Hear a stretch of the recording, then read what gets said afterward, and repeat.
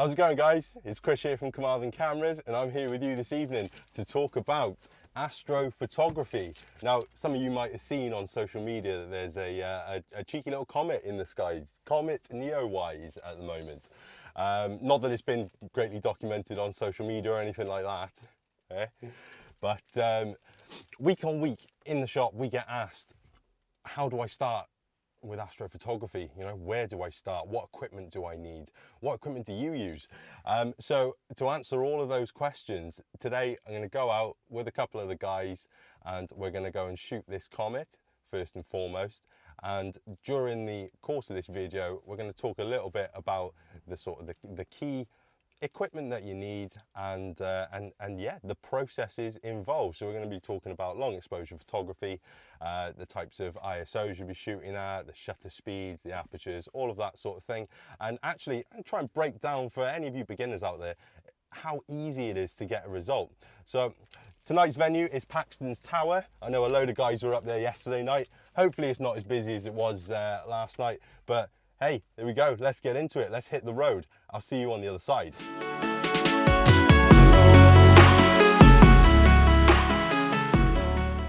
There we go, guys, and we've arrived. I've just met up with Andy and Simon. So we're here at Paxton's Tower in the heart of West Wales. Was a stunning location, as I said at the top of the vlog. We've seen some absolute bangers last night from loads of photographers from all over.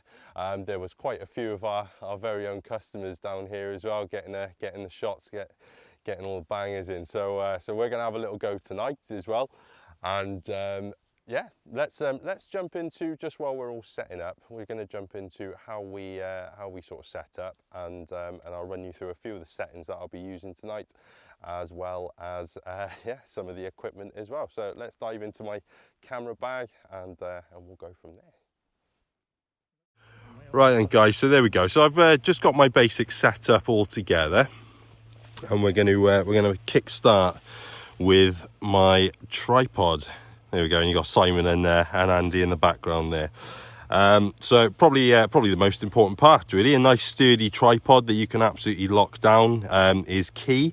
I use the Benro TGP 17A pair of aluminium legs. Pretty lightweight, actually, in comparison to other aluminium tripods. I'm about 6'4". This comes up to about my chin, so it's a really decent bit of kit with a Benro B1 ball head, and that thing is absolutely solid, locks off real nice, and I've had no issues with that head. So if it ain't broken, don't fix it. Next up then, my camera. So I'm currently using the EOS R. So Canon's mirrorless full frame 30 megapixel monster, which happens to be pretty decent in low light as well. ISO range is absolutely fantastic, and that's kind of the key, that's kind of the trick to this, is having a really good ISO performing camera. I did used to use the Canon 60 Mark I. Used that religiously for about 4 or 5 years, and the thing was just an absolute monster in low light. So really enjoyed using that. But like I say, it's not all about full frame. You can achieve just as good as results with any crop sensor camera as well. Beginner entry level also. Okay, so your 2000 4000Ds, you know, your 750Ds, your 650Ds, some of the older cameras there, all the way up to, you know, your 77Ds now as well, on the Canon lineup, and then Nikon have their equivalents. The Sonys are absolutely fantastic. Even the Micro Four Thirds guys, you know, smaller sensor, but they're still really good in low light. You know, your Lumix series and your Olympus series cameras, so they all do a absolutely fantastic job. It's just I've been a Canon man from the start of time, so Canon is what I've stuck with. Another lens that is an absolute constant within my kit bag is the Samyang 14mm f2.8, which I've currently got strapped to my R body. So I've bought this lens in just about every manifestation of Canon that it's ever been out in.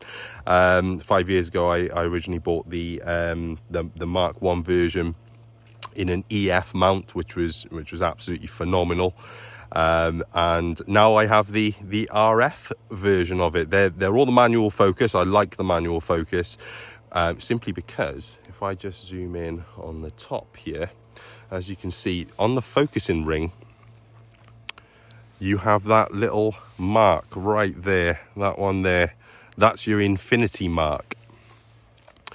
Now, if you roll that, let me just move that up onto the top there. If you roll that over to the little line that's on the top there, all the way to infinity, and then back a cheeky little quarter twist there, that is absolutely good to go. That's all I need to do, and I know that that my infinity mark is going to be absolutely in focus. So using this lens for not only image quality but the setup factor, you know, I could jump out of a car, pop this lens onto the camera body, flick it on, pop it into that infinity focus f2.8, and away I go. I just got to remember all the other camera settings as well. Andy, you right to pop around the other side for me? So there we go. So we're at the back end of my camera, and I'm just going to flip this out of video mode because I have been vlogging with this also. Let me just pop this over to the stills mode a second. Here we go. Info manual. So in order to get a decent first time exposure when this landscape goes completely pitch black in a few hours, kind of a golden rule, I suppose, or not a golden rule, however you want to, you know, it depends on who you speak to and however you want to sort of dress it up. Somewhere around the ISO 3200 mark is where I like to start. So as you can see on my flip screen here, I can just touch there, and I can roll my ISO up to about 3200. Okay, so that's going to be my starting point. The aperture, well, the lens is manual, sorry, so there is no aperture reading on here. The aperture ring is located on the front of my lens. Let me just pan downwards. There we go, so just on the front of my lens. And from this angle, just behind where my focusing wheel is. And I can set that to f2.8. Nice and wide open, infinity focus. I should get all the stars and most of the foreground in as well. And then finally, my shutter speed. Now, this is an important one. We want to take a long exposure shot. Okay, so for a DSLR, we want to leave the shutter open for as long as possible to translate that light onto your sensor. With a mirrorless camera, obviously the lens is looking directly onto the sensor already, but we still want that long exposure. So bring up your shutter speed, and you're going to roll it down until you start seeing single digits like this, or lower numbers like this, with that little almost speech mark on there, if you will.